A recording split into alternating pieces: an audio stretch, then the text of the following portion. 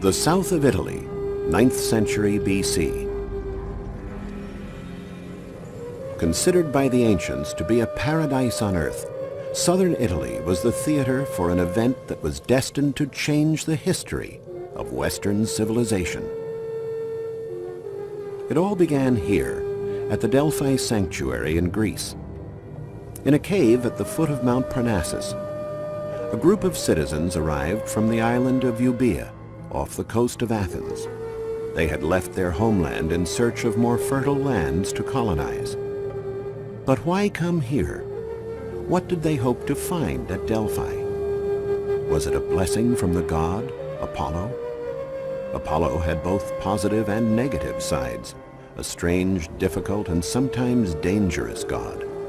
But they needed his help. They were about to brave an uncharted and stormy sea that they hoped led to the Promised Land, which, for the Greeks of 2,000 years ago, was called Italy.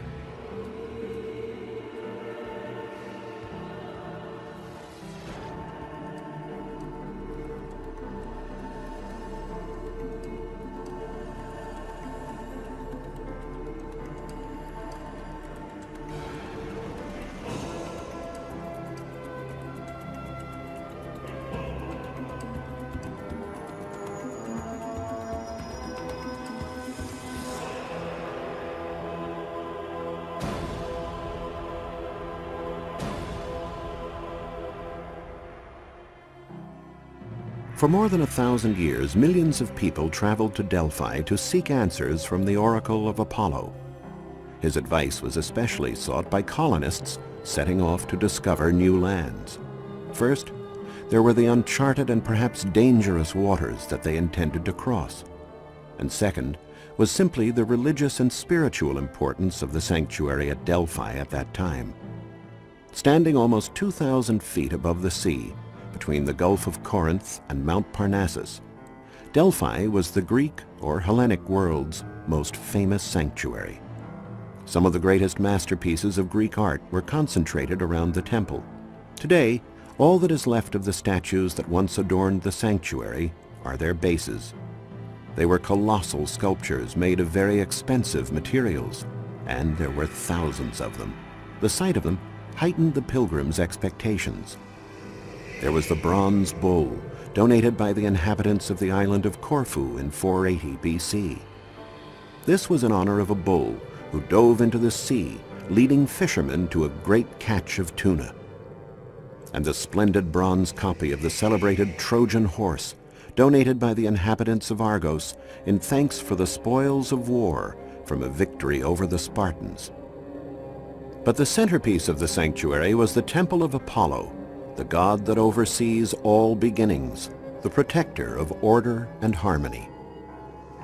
For those who made the pilgrimage to Delphi in search of answers, the temple was an impressive sight. It had 6 columns made of tuff along its front and 15 on each side. The frontons were faced with marble. In the pronaos, or portico in front of the cella, famous maxims were inscribed on the columns such as, "All things in moderation," and "Know thyself," phrases which capture the deepest essence of Greek wisdom. But it was the words of Apollo, transmitted through his oracle, that resonated most deeply with the Greeks. The oracle's predictions were transmitted through the frenzied words of an old priestess who interpreted the answers of the god. In a cave, the faithful awaited the response from the priestess, who, in a state of trance, recited prophetic words regarding the route to follow and where they should land. By following these directions, and probably those of sailors as well, the first Greeks reached the shores of the island of Ischia in the Gulf of Naples about 2,800 years ago. This marked the beginning of the Greek colonization of southern Italy, a vast territory given the name of Magna Graecia, which in Latin means Great Greece. But what was Magna Graecia? Basically, a group of polis, or city-states, whose wealth and power would soon exceed that of the Greek cities of the motherland. For the Greek settlers, used to the searing sun, aridness, and mountains of their homeland, Italy was a true paradise on earth, with its mild climate, abundant watercourses, and fertile plains. From the first cities sprang more. The inhabitants of Sybaris, founded by Peloponnesian Greeks, built Poseidonia, now Paestum. The people of Cumae, originally founded by Greeks from the island of Euboea, created Parthenope, which was to become the Athens of the West and is now known as Naples. Many of the residents of Naples are thus of Greek origin, direct descendants of those early settlers from Euboea.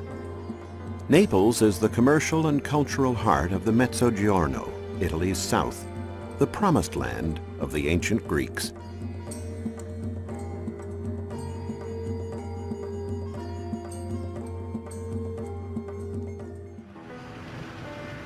Excavations for the new subway line through the center of Naples have turned out to be a window on the city's past. Work in such sites as Piazza Municipio has uncovered not only the old Aragonese walls, but also provided a chance to view a much deeper cross-section of the city's historical layers. Archaeologists from the Naples Monuments and Fine Arts Service have found numerous objects of Greek origin, such as the small fragment of an Attica vase dating back to the 4th century BC, decorated with the figure of an owl.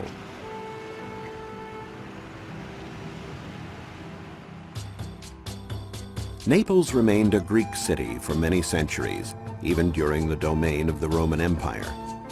The Romans were fascinated by Greek culture, and for them Naples represented Greece, only 120 miles from their home, an open door to the allure and refinement of the Orient. Along the hills of Posillipo, a name taken from the Greek Posilipon, meaning the place where one's troubles end and rest can be found, the wealthy Romans built dozens of beautiful villas. Wanting to blend in, the Romans were happy to exchange their togas for the Greek pallium, to converse in Greek, listen to Greek music, and commission copies of Greek works of art. But Naples was not just a tourist attraction, a sort of amusement park for the Romans. The city was a capital of culture in its own right, where one could be born, live and die in the manner of the Greeks, as Virgil liked to say. And it was here in Naples that the great author of epics wrote the Aeneid. Reproductions of masterpieces of Greek sculpture were much sought after, a big business at the time.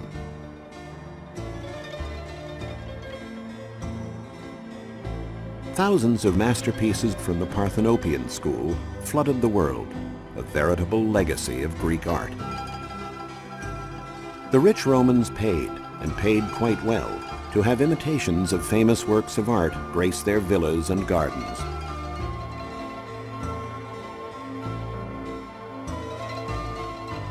Another aspect of Greek culture the Romans appreciated was theater. To stand on the stage of the Naples Theater was the dream of every artist, the consecration of a life, a yardstick of success. The ruins of the Naples Theater have been found buried under later constructions. If you go down into the basements of private residences now standing on the spot, you can discover what remains of the theater, made famous partly because it was the site of an exceptional premiere appearance. The Emperor Nero himself made his debut as a poet in this theater. Nero loved both poetry and music, and performed many times on this stage before an audience whom he spoke with in Greek.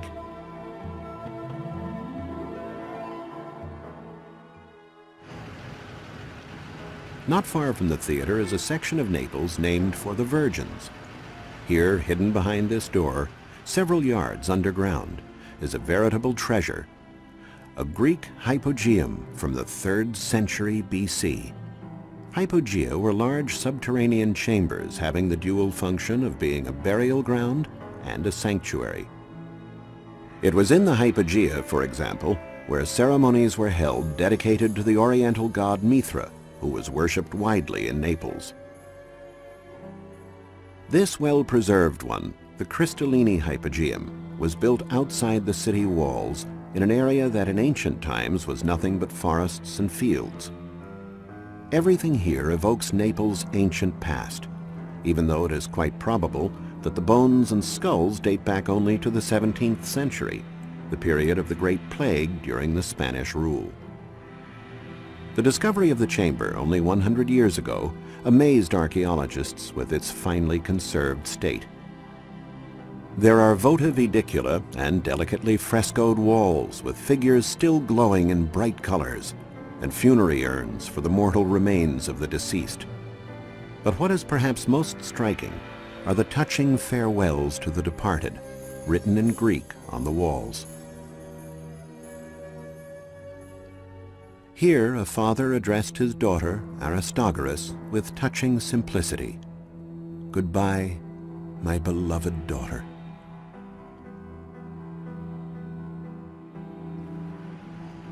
In the central part of the city is the spacious Agora. This plaza was the center of the social life of the city and the site of its market. It is incredible, but shops like these under the arcades have been here for over 2,000 years. And it is amazing to note that these narrow streets all have the same width, about 10 feet, and are spaced at regular intervals of 115 feet. The explanation given by archaeologists is that the modern-day streets still follow more or less exactly the Greek streets that were laid out when the city was founded 2,500 years ago.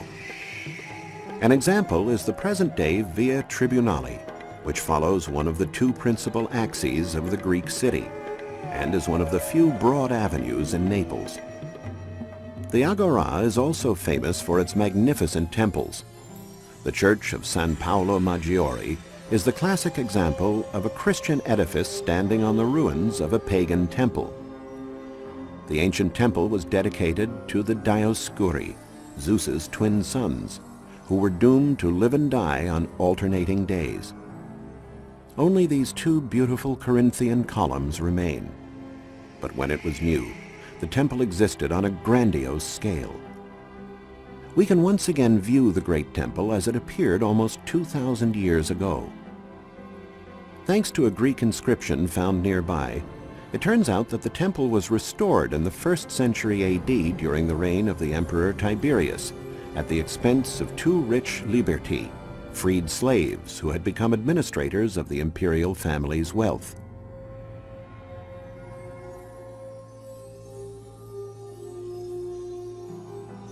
Through recent studies that established the ancient route of the perimeter walls, archaeologists now have a view of the entire ancient city of Naples. The city is of modest size, but completely encircled by a mighty defensive system of walls and turrets, fortifications that stood up to Hannibal and his elephants during the Second Punic War. Yes, even Hannibal paid a visit to Naples. From the top of the walls, you could have witnessed the dramatic events recounted by the Roman historian Titus Livy that took place in the area near the present-day Piazza Dante in the heart of Naples. Livy wrote, "The cavalry of the Neapolitan army succeeded with rapid sorties to sow confusion in the enemy ranks, and thus forced Hannibal to abandon his siege." Walking through the streets of modern-day Naples, you can see traces in the features and gazes of the Neapolitans of the incredible mix of races that marked this corner of the Magna Graecia during the Hellenic and Roman period.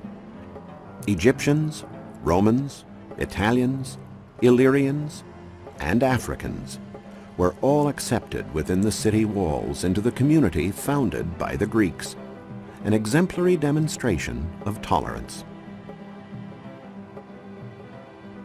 Naples was only one of many Greek cities in Italy. Paestum, 60 miles to the south, was the location of a very important Greek sanctuary.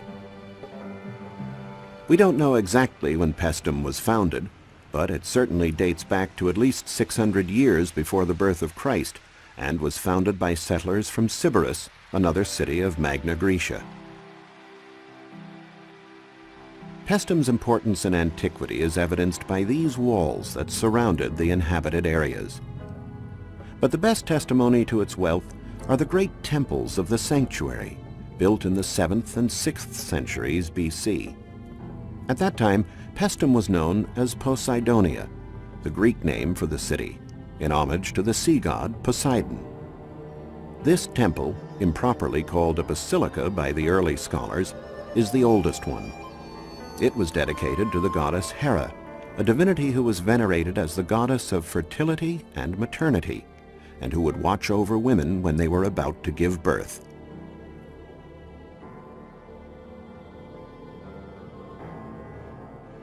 The temple has 50 well-preserved columns that taper towards the top.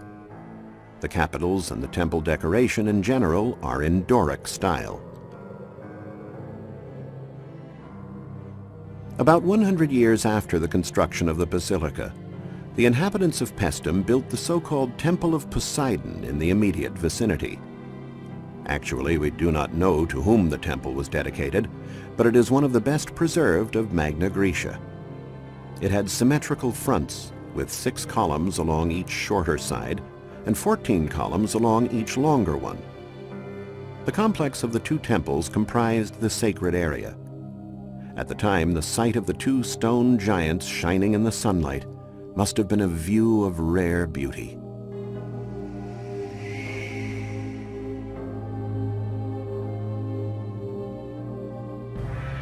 Another great temple of the city is the one dedicated to the goddess Athena. This temple is quite original to the expert's eye, since its external columns were Doric, while the columns and capitals around the cella, currently displayed in the Museum of Paestum, were Ionic. For modern scholars, this is the first known case of 2 different architectonic orders used in the same building. During medieval times, the temple was converted into a Christian church, as demonstrated by the tombs found inside. In the Forum lies the so-called Italic Temple, or Capitolium, the first temple built by the Romans after the year 273 BC, when Poseidonia came under their domain and took the name of Paestum. This temple was rather exotic, starting with its high base, a lot different than those of the Greek temples. It was dedicated to the triad of divinities honored on the Capitoline Hill in Rome: Jupiter, Juno, and Minerva. At the turn of the 1st and 2nd centuries AD, the temple occupied a part of the stairways of a pre-existing structure, the area of the Comitium, where the city assembly met in the open air. The area was packed with monuments, and in the distance was the great bulk of the amphitheater.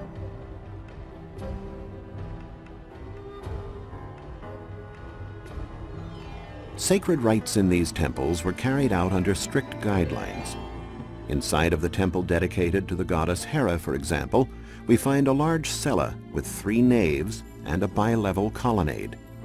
But in ancient times, it was only the priests and initiates who were allowed to walk down the colonnade and enter religious buildings. Others would have to stop in the pronaos in front of the entrance. Every morning the priests purified the cella with holy water and made offerings of food and drink to the large statue of the goddess. The door was the only opening in the cella. The wooden ceiling and the imposing statue of the goddess must have filled the hearts of the priests with an indescribably mystical sensation. The temples at Paestum have always fascinated the numerous people who visit them. In the 18th and 19th centuries, famous celebrities such as the archaeologist and art historian Winckelmann and the poets Goethe and Shelley would come to Italy on their grand tour as a kind of pilgrimage in search of beauty. Another fascinating Greek site not far from Naples is a small fishing village known as Potswili. In ancient times it was called Dikyarchia, which in Greek means City of Justice. It was founded in 529 BC by refugees from the island of Samos, including the philosopher Pythagoras, who were fleeing the tyranny of Polycrates. The liberty they won was relatively short-lived. In 190 BC, a Roman colony was instituted on the ruins here that took the name of Puteoli, later becoming Pozzuoli. On the promontory, the ancient acropolis of the city, the Romans built a large temple during the Augustan period. The temple was revealed again recently after a fire destroyed the church of San Proculo in 1963. Pozzuoli was the most important port in the empire for descendants of the Greeks, Rome's true gateway to the sea. There were docks here for large cargo ships that transported goods all over the empire. Today, nothing remains of the ancient piers. Only a 19th century print that gives us a glimpse of its 15 arches. The economic and commercial importance of the city is evidenced by the Macellum, the market, second in size and variety of services only to that in Rome. The Macellum was also known as the Temple of Serapis, after the Greek divinity and patron of markets. In 1750, excavations in the Macellum were ordered by the King of Naples, Charles IV of the Bourbon dynasty. They immediately encountered a small mystery. The columns were pocked up to a certain height with strange and irregular holes. Studies showed that the holes were related to the phenomenon known as bradyseism, the rising and falling of the Phlegrean coast with respect to the sea. The temple was thus at times submerged by the sea, and when it rose again it was marked by these holes made by mollusks known as lithophaga.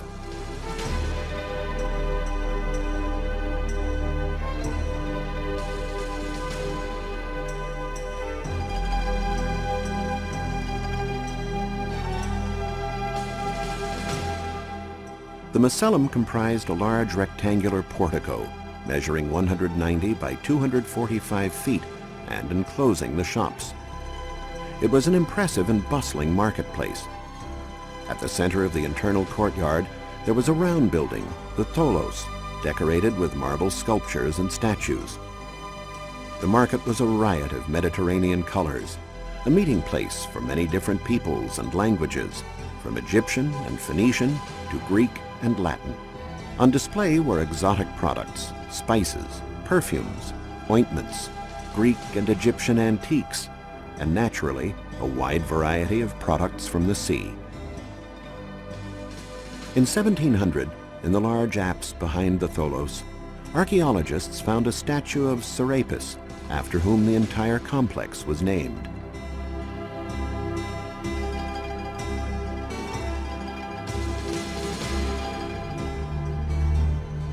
Not far from Pozzuoli, in another part of the Phlegrean fields, is the beautiful and unsettling Solfatara, the best-known volcanic crater in the Phlegrean area. The volcano has been dormant for at least 2,000 years, but its characteristic phenomena are still visible today.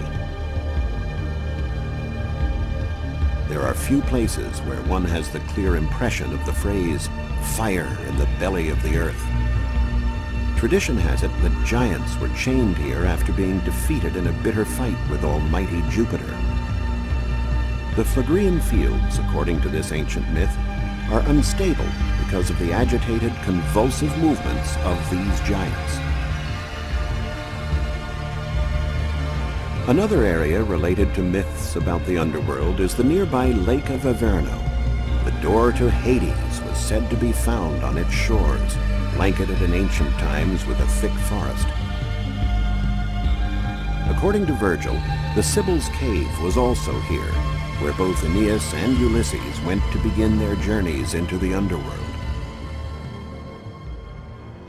The Magna Graecia was a home to people who not only loved literature and art, music and poetry, architecture and drama, but who appreciated the lush landscape, the open seas, and the tantalizing mythology that came with the territory. For gods and goddesses, and sailors and warriors who came home from the sea, Magna Graecia was almost heaven on earth, an enchanting land, combining a nobility that was all Greece on a palette of exceptional beauty.